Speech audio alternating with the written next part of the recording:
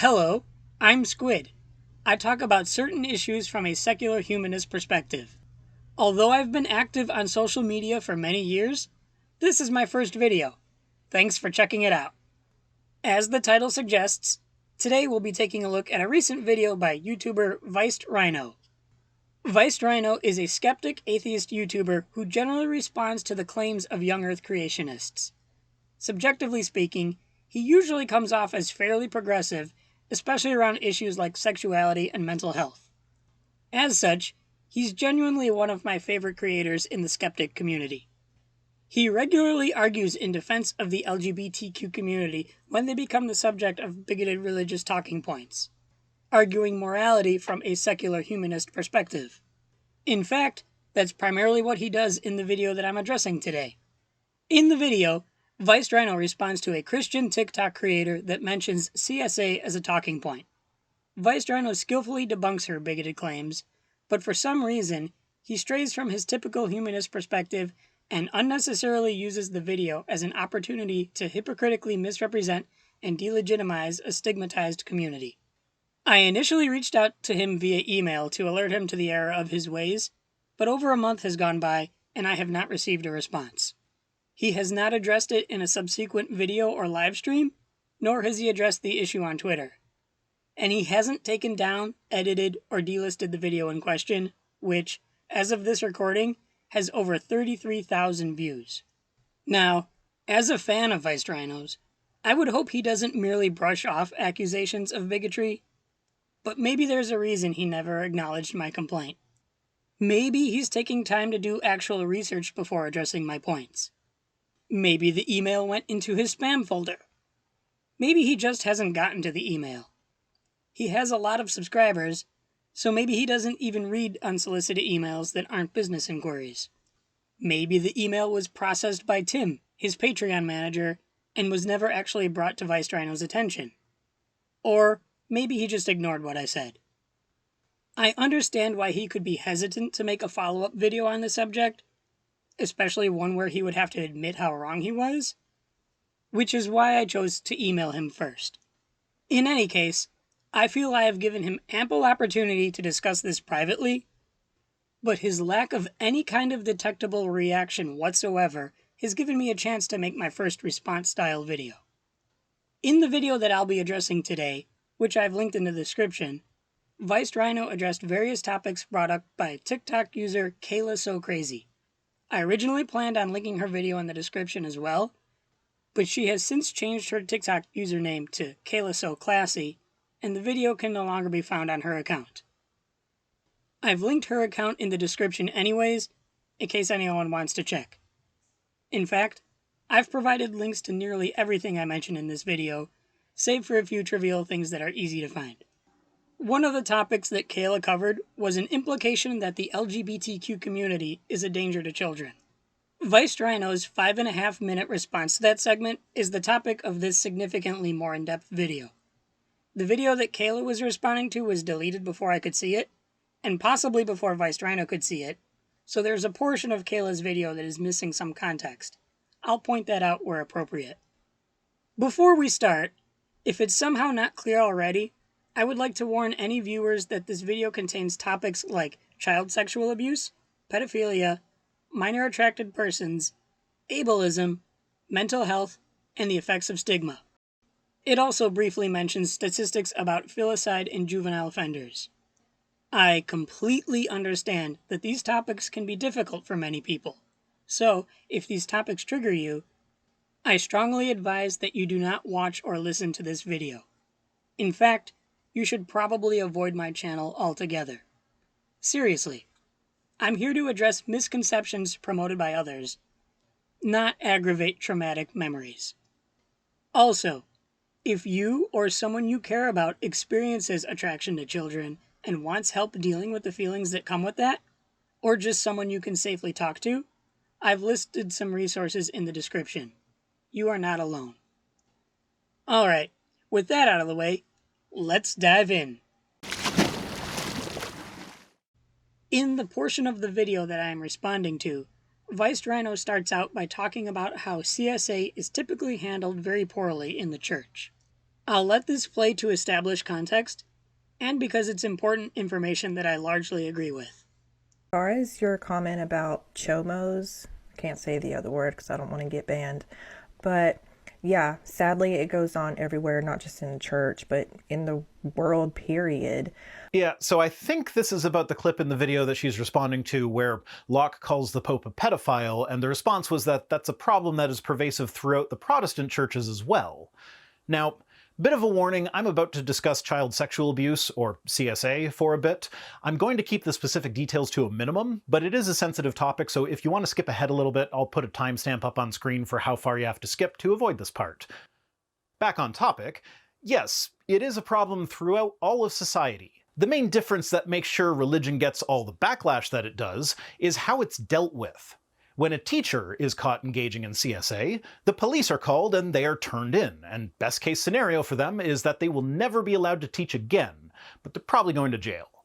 But when a religious leader is caught, they move to a different church, or the church gets the victim to sign an NDA, or the accusation gets dismissed, or they confess it to the church and then the body gathers around the perpetrator of the crime to forgive them and pray for them, while the victims are being ostracized, or any number of other slimy ways they try to wiggle out of any sort of accountability. He then goes on to speculate that the word chomo is a portmanteau of child and homosexual. As to the word you're using to refer to these people, I can only think of one thing that it could possibly mean, and I really hope that I'm wrong, but given who your pastor is, I don't think that I am. It sounded like it might be a portmanteau of child and homosexual. Well, as others in his comment section have pointed out, Vice Rhino can rest assured knowing that he was indeed wrong. This isn't the only thing he gets wrong in this video, but it's the only thing that should make him feel better about being wrong. Perhaps it's because he's Canadian, or maybe he just doesn't encounter this word that often, but the word chomo is slang that means child molester. A simple Google search brings you to a plethora of sources, from Urban Dictionary to Wiktionary to even Fox News and beyond, all confirming this. I gotta say, if Fox News doesn't bring up any ties it might have to homosexuality, it's pretty safe to conclude there aren't any.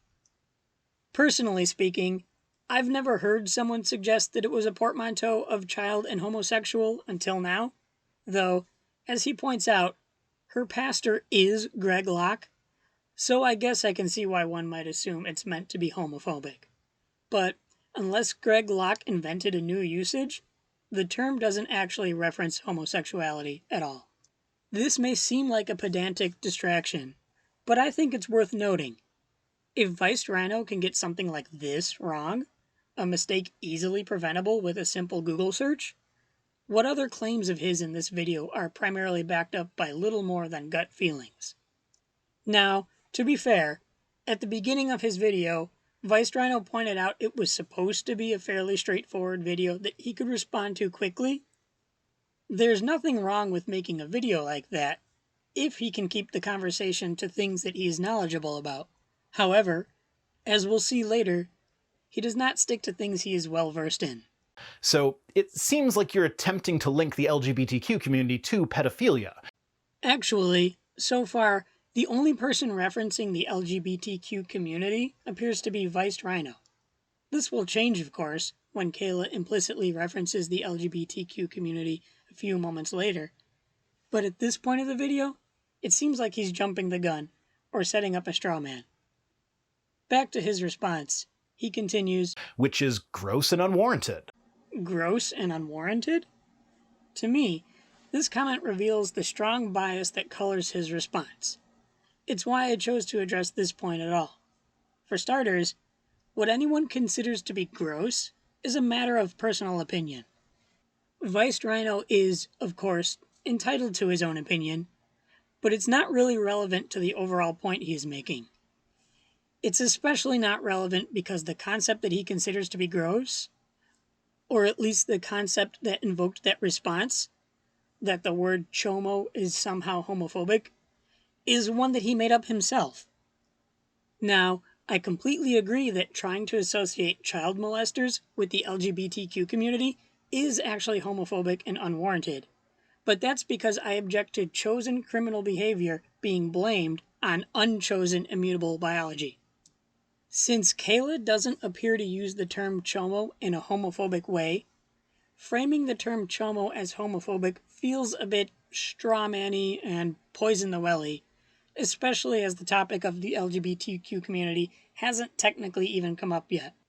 Later in this video, Vice Rhino will object to comparisons between pedophilic attraction and homosexuality, so this objection reads to me like a straw man being used to not only attack future comparisons that he'll bring up, but also to attack the idea of bringing up those comparisons at all.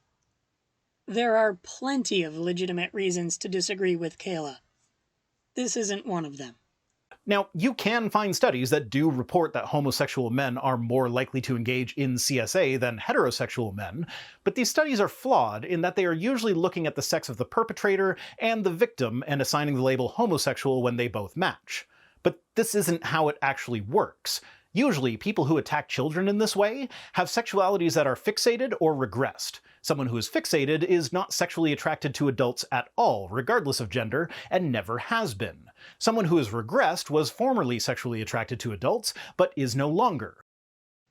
Vague language plagues Vice Rhino's responses about this topic. What does the phrase attack children in this way even mean? Does he mean people who commit CSA in general? Or does he mean people who commit CSA with a specific interest in children being a critical motivating factor? It's true that some offenders may meet these descriptions. However, by only referencing fixated or regressed concepts, he appears to be suggesting that CSA is exclusively committed by people who are attracted to children. This completely ignores non-pedophilic CSA offenders. Research indicates that as much as 50 to 60% of CSA is committed by people who do not have pedophilic disorder. Vice Rhino also completely ignores juvenile offenders, who make up a larger portion of CSA offenders than most people would like to admit. According to a 2009 bulletin from the U.S. Department of Justice, juvenile offenders, that is, offenders under 18 years of age, made up 25.8% of all sex offenders and 35.6% of sex offenders with juvenile victims. As such, a significant portion of CSA offenders, likely an outright majority, do not have pedophilic attraction and therefore cannot meet Vice Rhino's suggested fixated or regressed model. That's why I asked what he means by usually people who attack children in this way. The word usually implies that it's the most common scenario, yet the research I referenced would indicate the scenario he describes happens at most only about half the time. I know Vice Rhino is trying to do good. He was trying to make a clear distinction between the LGBTQ community and those who offend against children. After all, this was an important distinction to make in response to Kayla, so I'm sure he wanted to make it as strongly and clearly as he could. However, in his fervor to defend the LGBTQ community, he grossly oversimplified the type of people who abuse children, ignoring at least half of that population, placing nearly all of the blame on a minority. At this point, I'd like to point out that Vice Rhino's only stated source for the fixated and regressed model is older than both he and I are. In the field of sexology in general, that's pretty old. In studying CSA, that's even older. I'm not saying old sources can't be correct, but he purports to be basing his information on current research and then cites studies that are from 1978, 1994, and 2014. Okay, you may be thinking, so what if roughly half of those who commit CSA are not technically pedophiles? Why is that important? Well, failure to acknowledge this implicitly helps promote the common assumption that pedophile is synonymous with child abuser. Consider this. Vice Rhino's video is in opposition to someone else promoting the false assumption that the LGBTQ community is synonymous with child abusers. Yet he has no issue with wrongly promoting the false assumption that pedophiles are synonymous with child abusers. Let me go on a quick tangent here to illustrate how absurd it is to ignore this. The Australian Institute of Criminology, which is part of the Australian government, compiled statistics about filicide, instances where a child is killed by their parent, over an 11-year period. In doing so, they found that men and women each made up about half of all filicide offenders. Men made up 52%, while women made up 48%. Knowing this, would it make any sense to assume all filicide offenders are actually men? Of course not. But that's the same kind of egregious mistake you make when you assume that CSA is only committed by pedophiles. In a study that looked at a random sample of 175 males convicted of CSA, they found that 47% of them were classified as fixated. Of the rest, 40% were regressed heterosexuals and 13% were regressed bisexuals. Not a single one ever had a homosexual orientation. The study that Vice Rhino is referencing was published in 1978, only a handful of years after the DSM stopped classifying homosexuality as a mental disorder. As such, I would be a little skeptical on the accuracy of reported orientations it recorded. Anyway, why does Vice Rhino place such an emphasis on the word ever? It sounds like he's trying to imply that gay people never abuse children. That implication is contradicted by the next study he mentions. Another study looked at 269 cases of children who were victims of CSA and could identify the perpetrator. Out of those 269 cases, 2 were identified as having been perpetrated by someone who was gay or lesbian.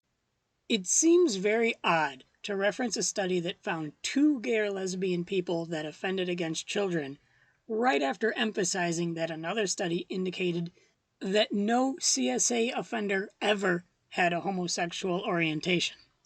For the record, I'm not challenging the notion that LGBTQ people are not more likely to abuse children, but the fact that he admits there were 2 in the second study makes the strong emphasis on ever seem even weirder.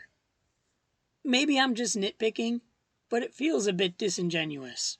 What it all comes down to is that when you properly examine the data, it looks like, at worst, the proportion of people who will commit CSA is the same for gay and lesbian people as it is for straight people. But it actually looks like it's probably smaller for the gay and lesbian people, meaning that it is, on average, safer for you to trust your kid to a gay or lesbian person than to a straight one. I completely agree. This is still a fairly new and emerging field when it comes to research, but most research thus far seems to say that LGBTQ people abuse children at rates that are likely below average, or at least no higher than average. That said, my personal unscientific opinion as to why statistics suggest LGBTQ people are safer around children is because people who are LGBTQ have typically had deeper looks into their own sexuality. Someone who identifies as straight can live a life in this society without giving their sexuality too much thought, whereas LGBTQ people are far more likely to have come to terms with their sexuality and how society might perceive them due to it, or at least acknowledge the fact that they are in a minority. If we assume that the prevalence of minor attraction is the same percentage among cis-het and LGBTQ people, the deeper reflection on their sexual identity might give members of the LGBTQ community the tools to recognize that aspect of themselves and be more aware of how it can shape their feelings. Whereas a cisgender heterosexual person who never had reason to do a deep dive into their sexuality may be less likely to acknowledge their feelings towards minors, giving them little to no practice in dealing with those feelings. Again, this is just me speculating based on life experience and a decade of talking to people online about this. I think it's a concept worth considering, though. However, this does bring up the prevalence of LGBTQ identities among minor attracted persons. A 2020 study of self-reported minor attracted persons concluded that MAPS identified as LGBTQ at a higher rate than the control.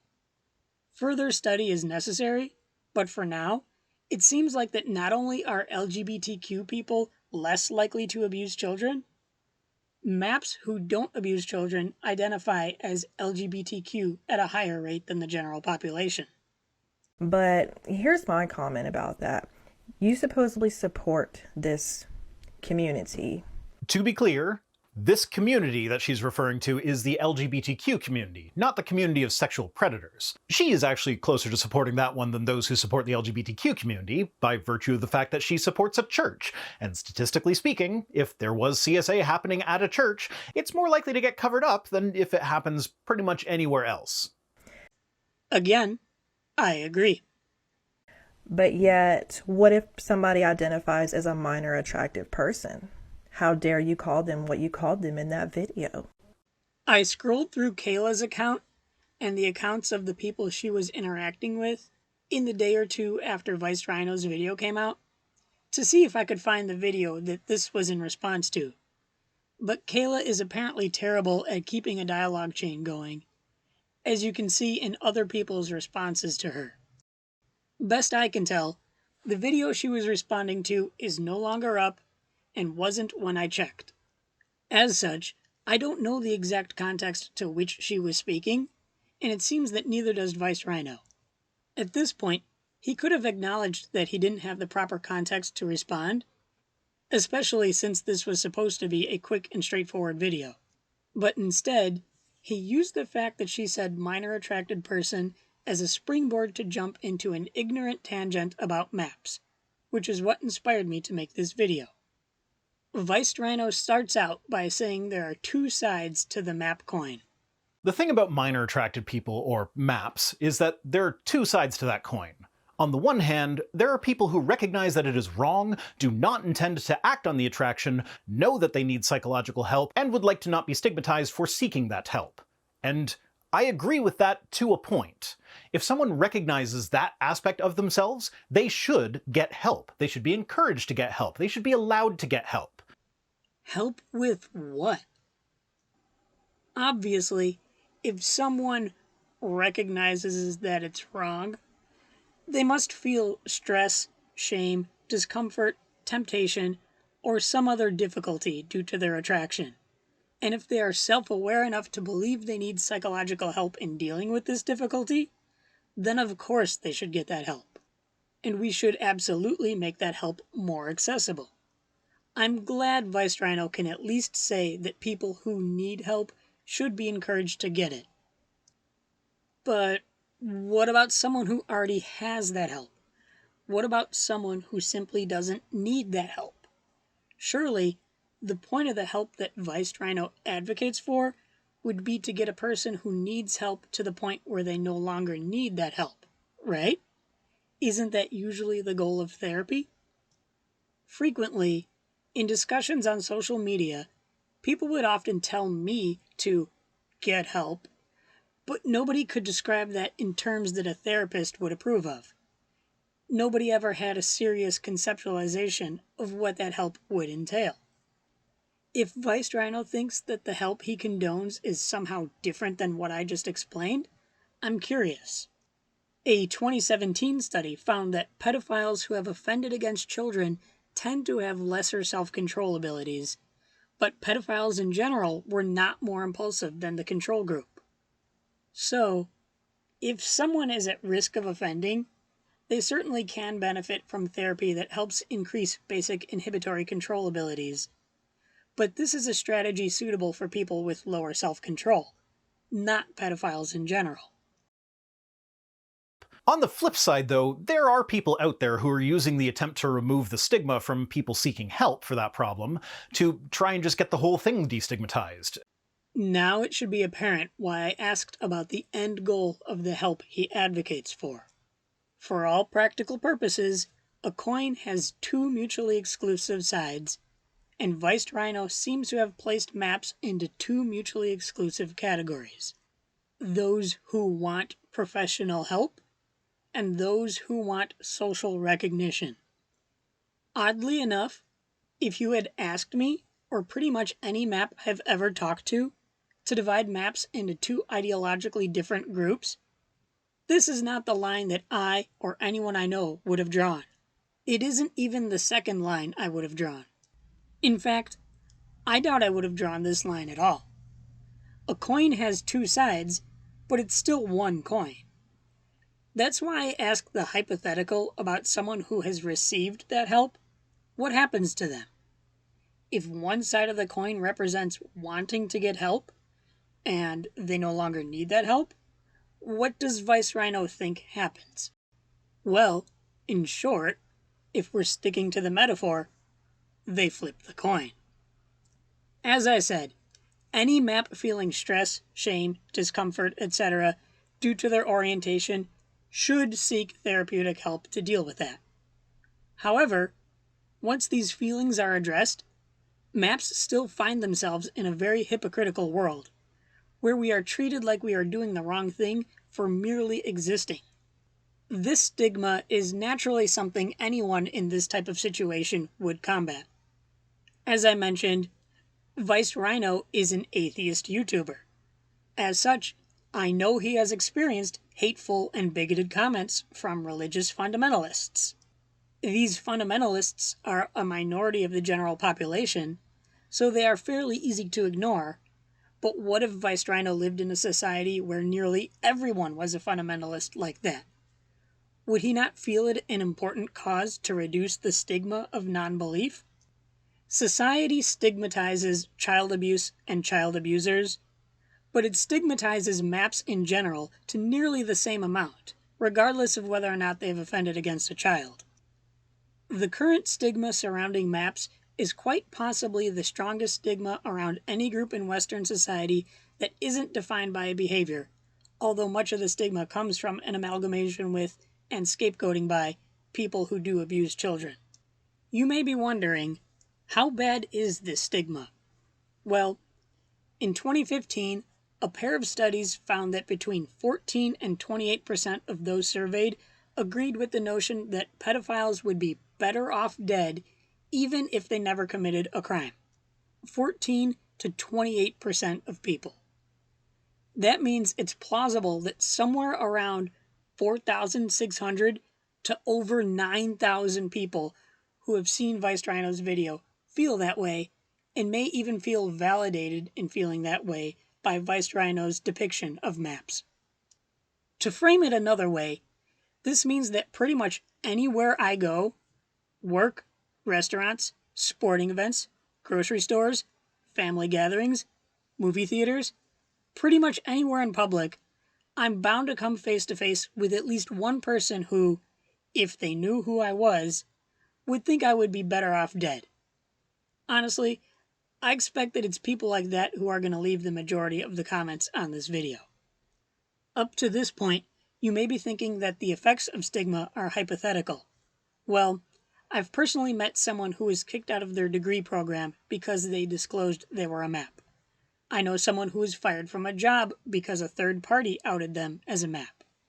I've spoken to someone who was attacked by Tucker Carlson for being a researcher that wrote a book about maps.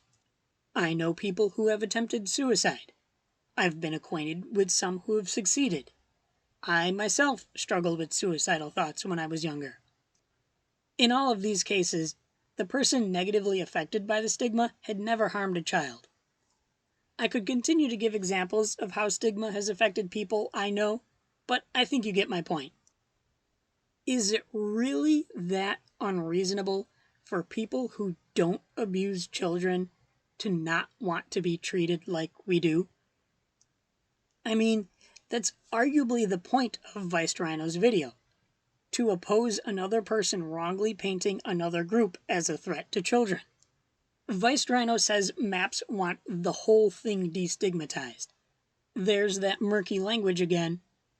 When people speaking from an adversarial position say maps want the whole thing destigmatized, oftentimes they are trying to imply that we want sexual relationships with children to be destigmatized.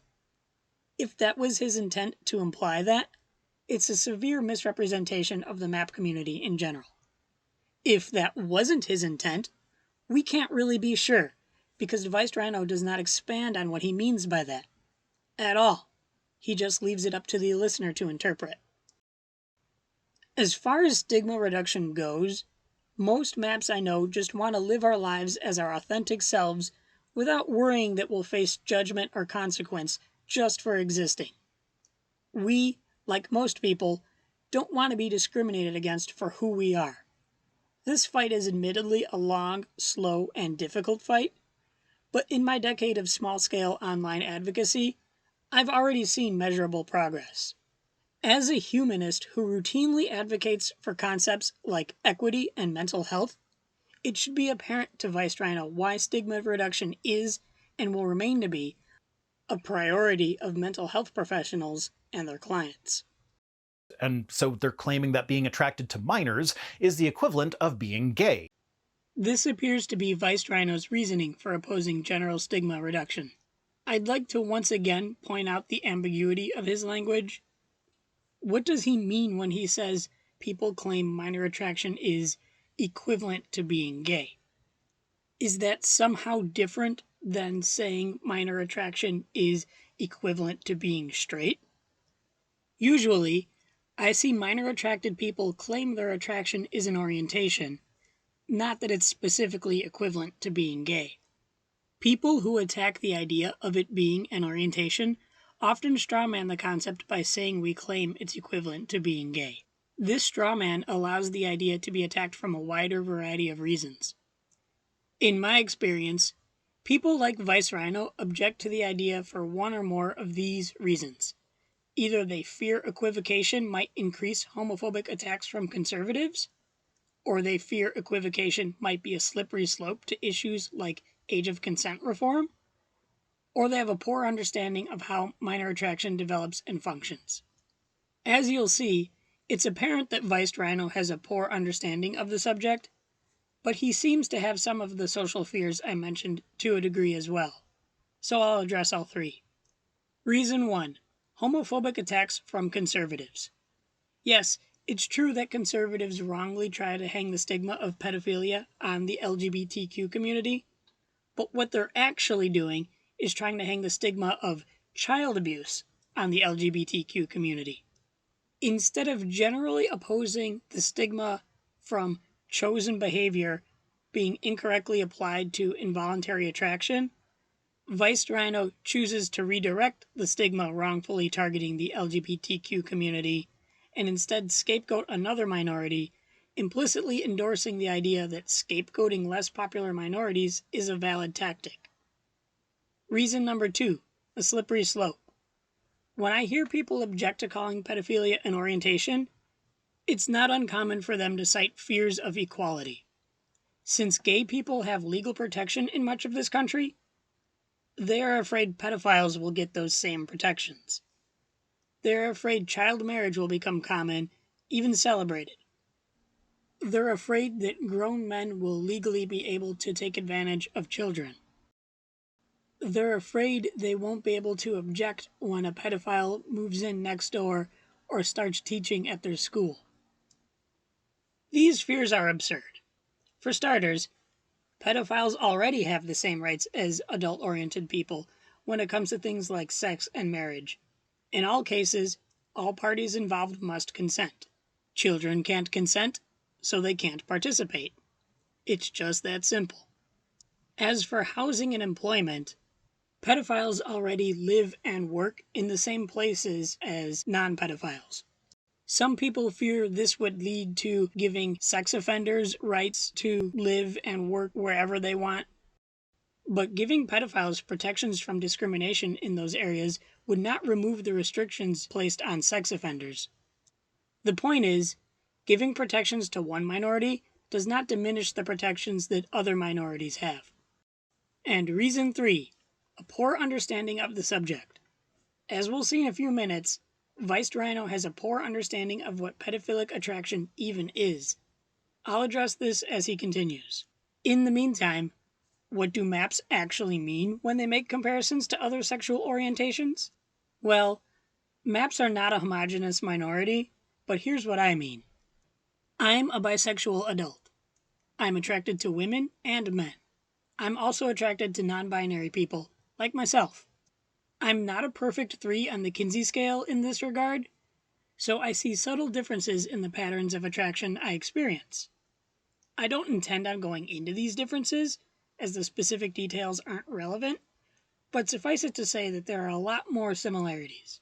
The same similarities are present in my attraction to children.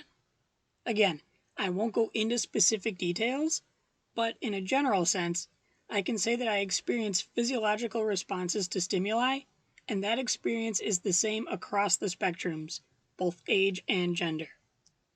Like with my attraction to adults, my attraction to children can be purely physical, but it often has emotional aspects. Similarly, just as there are plenty of adults that I have no particular attraction to, there are plenty of children that I have no particular attraction to. My attraction to children manifested at the same time as my other attractions did.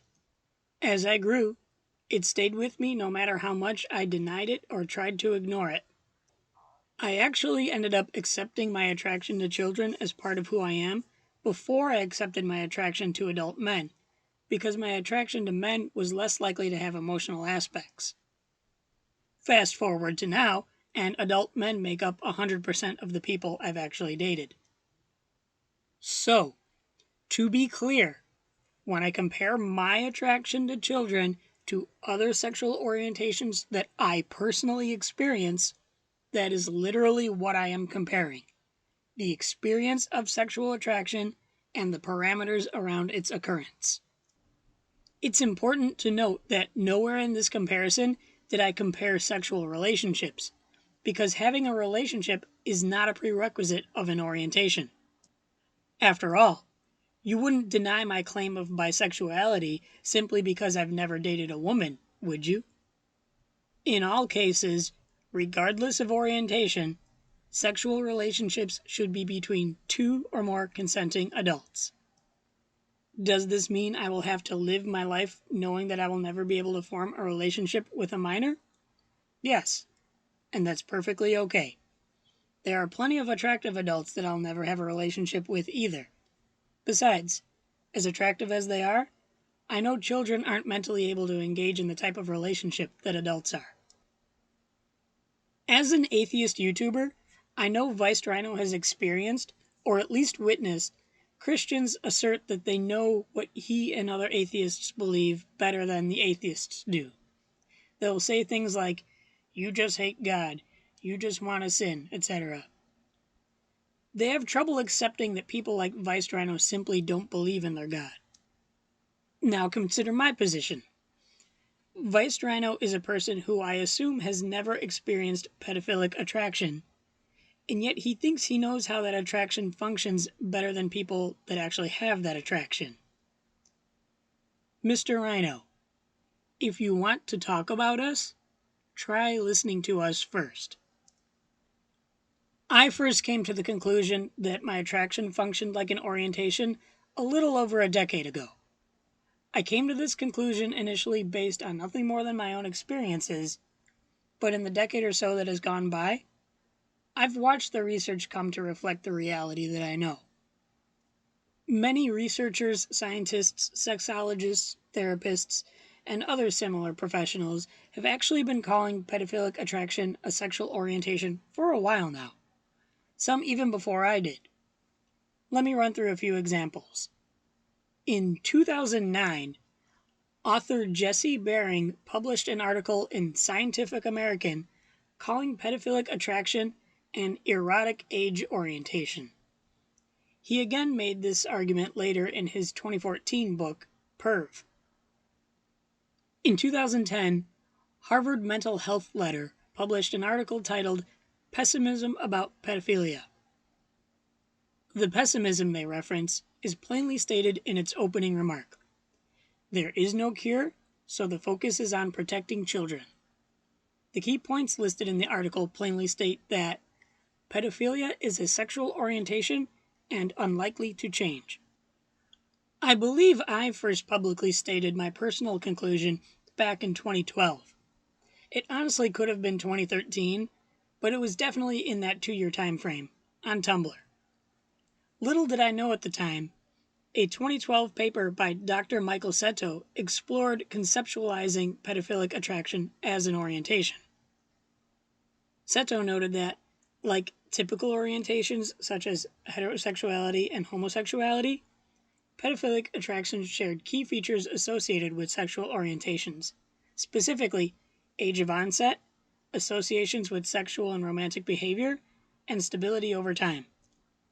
Seto expanded on this in a 2017 article titled The Puzzle of Male Chronophilias, where he conceptualizes a variety of age or development-based orientations.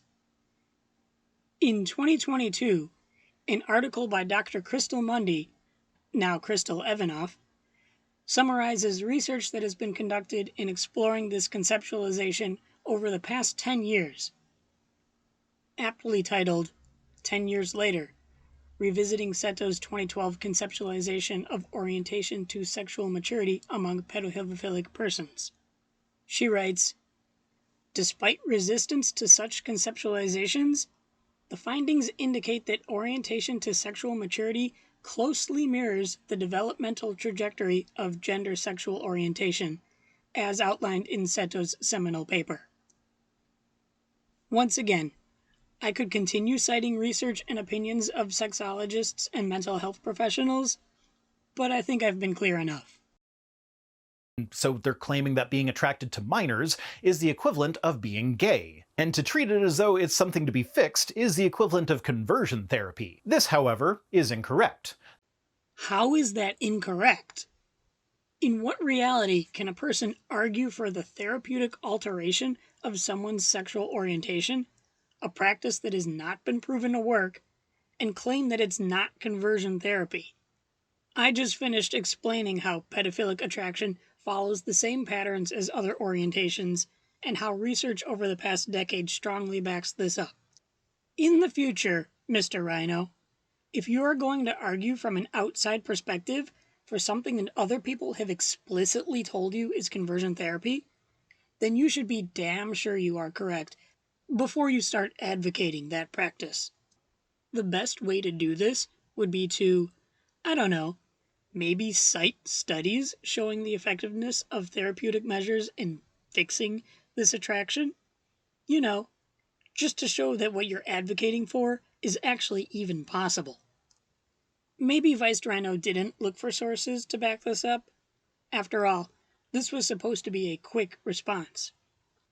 Or maybe, just maybe, the reason Vice Rhino didn't cite any sources is because you can find studies in the 80s, the 90s, 2000s, and 2010s that have shown that the reconditioning methods that we refer to as conversion therapy were no more effective with pedophilia or hebephilia than they were with homosexuality. In other words, I can cite studies from any of the last 4 decades that oppose Vice Rhino's wholly unsupported claim that conversion therapy works against MAPS. Now, since Vice Rhino didn't cite research that studied the effectiveness of reconditioning methods aimed at changing one's sexual orientation, let's take a look at what Vice Rhino used as justification for his take. The research into the causes of sexual orientation and gender identity have suggested that it happens as part of the brain development in the womb. But the research into the causes of pedophilia reveal that it is most likely a neurodevelopmental disorder caused by environmental factors. And there you have it. Vice Rhino's reasoning about why therapy to alter pedophilic orientation is somehow not conversion therapy is because he believes their causes are different. This is an incredibly ignorant take. First of all, if it's true that pedophilia is a neurodevelopmental disorder caused by environmental factors, what makes him think that means it can be altered? Do you know what else is considered to be a neurodevelopmental disorder? Autism. Now, before I get hate comments for mentioning autism in this context, I am autistic. Vice Rhino, do you support therapy that attempts to fix autism? I'm not saying you do, but this is a genuine question, since your assertion that pedophilia is a neurodevelopmental disorder is the only reason you give to claim that attempts to fix pedophilia are not conversion therapy. I'm used to reasonably progressive people like Rhino adopting homophobic tactics to further marginalize minor attracted people. But using ableist reasoning to justify homophobic tactics is quite possibly the most immoral thing I've ever seen Vice Rhino do. Now, I'd like to make a note here before we move on. The study that Vice Rhino cites to establish a different cause was published in the Journal of Abnormal Psychology in 2014. You don't need to go further than the abstract to see that it says, "These results are consistent with Cantor et al.'s 2008 work identifying white matter abnormalities among PEDs and provide further support for a neurodevelopmental etiology of pedophilia." That's interesting. The 2008 work by Dr. Cantor that this paper is referring to made quite a splash when it came out. This work is known for Cantor's discovery of white matter differences in the brains of pedophilic offenders. This expands on other research that Cantor has done regarding factors like height and handedness, which all suggest that there are prenatal factors that contribute to the cause of pedophilia. Vice Rhino's own source says it's consistent with this work, which is in opposition to his claim that pedophilic attraction isn't caused by factors in the womb. We may not know exactly what causes someone to develop pedophilic attraction, but we don't know exactly what causes someone to develop any other sexual orientation either. So, if current research shows that both pedophilic attraction and traditionally accepted orientations are influenced by factors in the womb, do the exact causes even matter at this point? In the end, it doesn't change the fact that pedophilic attraction is an unchosen, lifelong sexual orientation. Moving on, after defending conversion therapy, Vice Rhino claims that it's a disorder to be treated rather than a sexuality to be accepted. Meaning that it's a disorder to be treated rather than a sexuality to be accepted. Let's take a moment to clear up some ambiguity around the word pedophilia. He says pedophilia is a disorder. That's actually incorrect. The DSM-5 lists pedophilic disorder as a disorder, not pedophilia. I can see how someone who hasn't really read up on pedophilic disorder could make that mistake, since the DSM used to list pedophilia as a disorder under what are still the current diagnostic criteria for pedophilic disorder. You might be tempted to think that makes this a difference without a distinction, but it serves to help disambiguate terminology, which I'll get into momentarily. So, is Vice Rhino merely referring to pedophilic disorder by an outdated name? Maybe. Vice Rhino claims that current research backs up his claims, but if that's the case, then there's no logical reason for him to use terminology that's been outdated for nearly a decade. However, even if Vice Rhino is using an outdated reference for his claims that pedophilia is a disorder, he still hasn't paid close enough attention to the disorder criteria.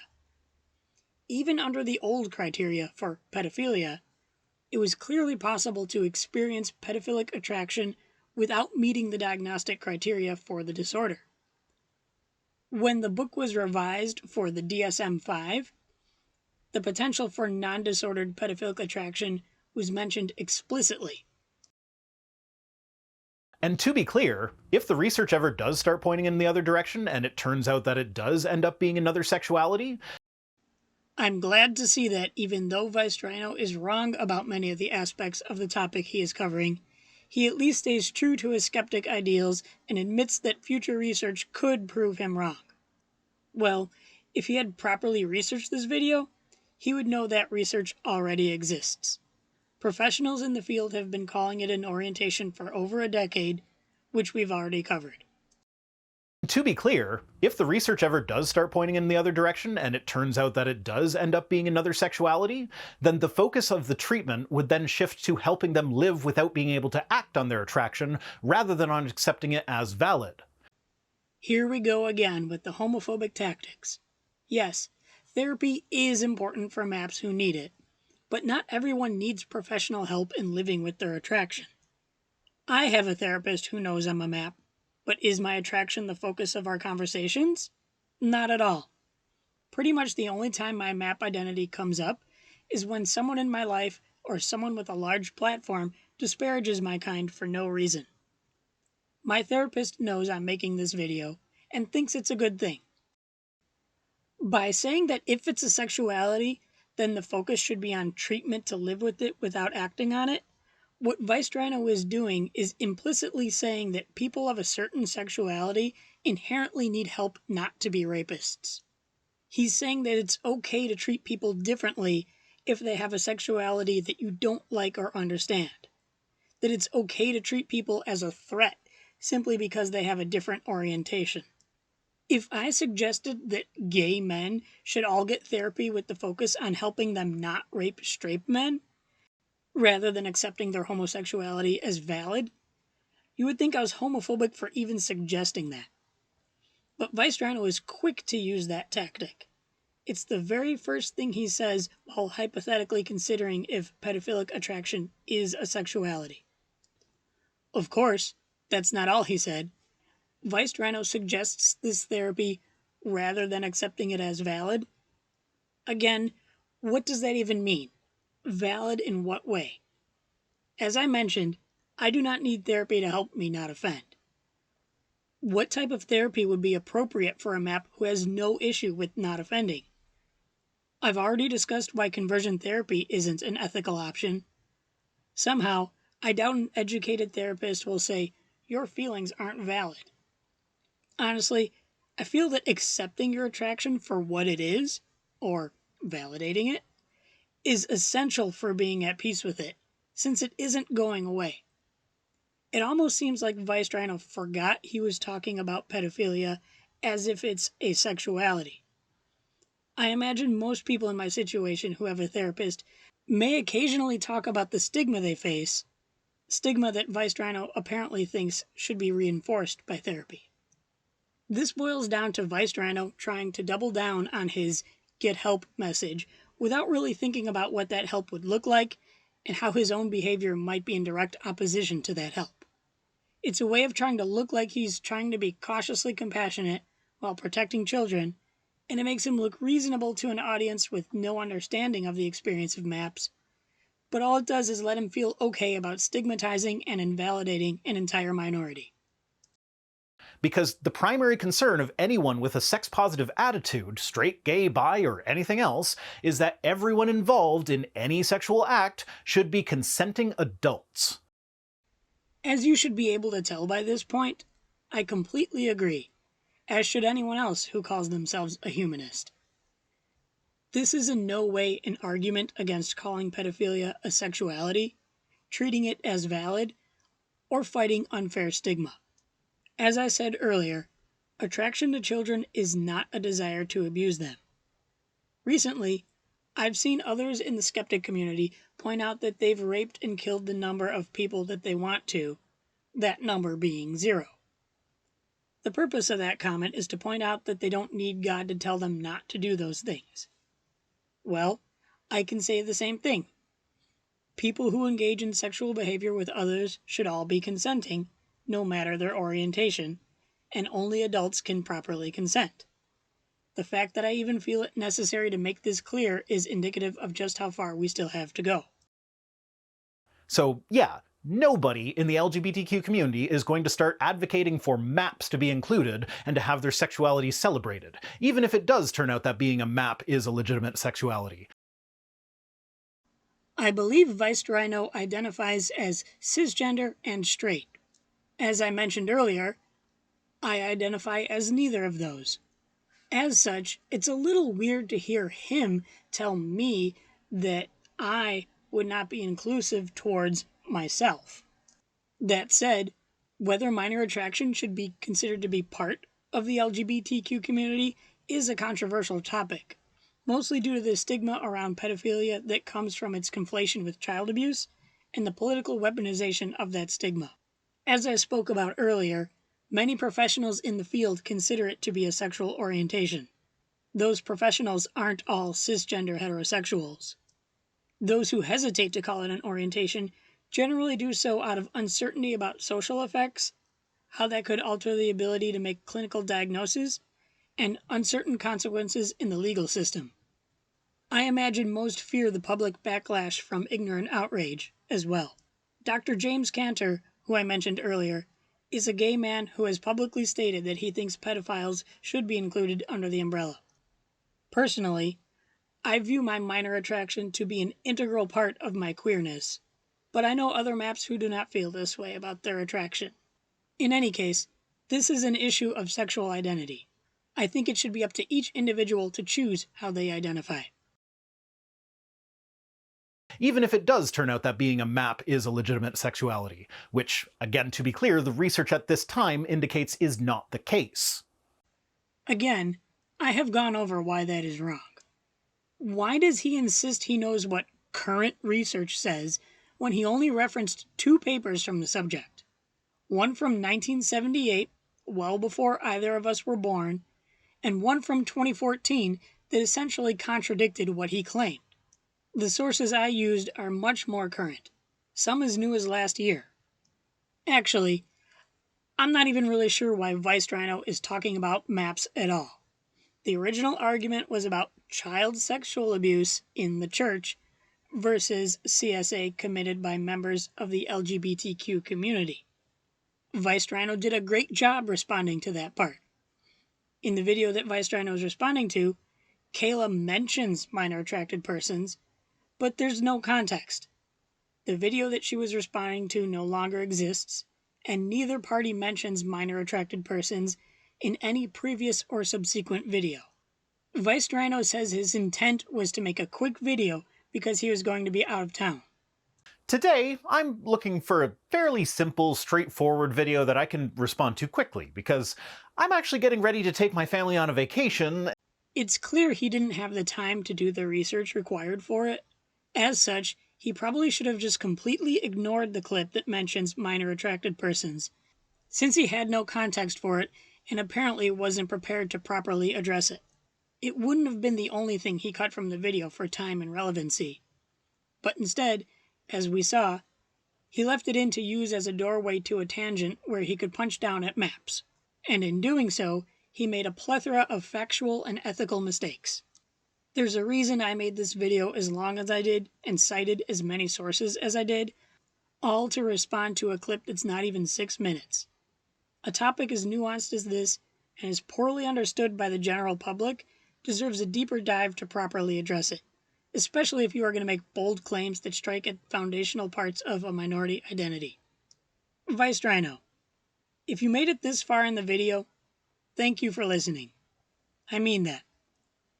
I genuinely hope you learned something. I hope this is the only time that I'm prompted to address egregious mistakes you've made.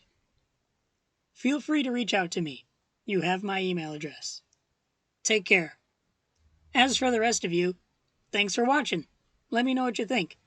This is my first video, but I intend to continue making content like this when I can. That's all for now, though. See you next time.